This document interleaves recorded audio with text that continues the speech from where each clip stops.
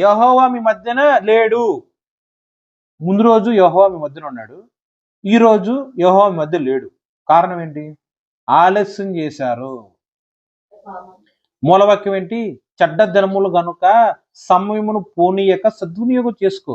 అజ్ఞానులుగా నువ్వు ఉండి చెడ్డ సమాచారం మీద దృష్టి పెట్టి, తప్పుడు సమాచారం మీద దృష్టి పెట్టి, యెహోవా యొక్క సన్నిధిలో ప్రార్థన చెయ్యకుండా యెహోవా నీ పట్ల చేసిన వాగ్దానం మీద నువ్వు సనుగుతూ గొనుగుతూ ఉన్నట్లయితే నువ్వు జీవితాంతము అజ్ఞానురాలువే.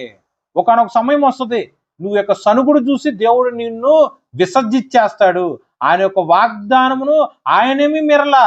ఆయన యొక్క వాగ్దానమును నువ్వు స్వతంత్రించుకోకుండా నువ్వే రోసుగొట్టినట్టు వాక్యానికి వ్యతిరేకంగా ప్రవర్తించావు. కాబట్టి దేవుడు నిన్ను విడిచి వెళ్ళిపోయే సమయం ఉన్నది. జాగ్రత్తగా ఉండు.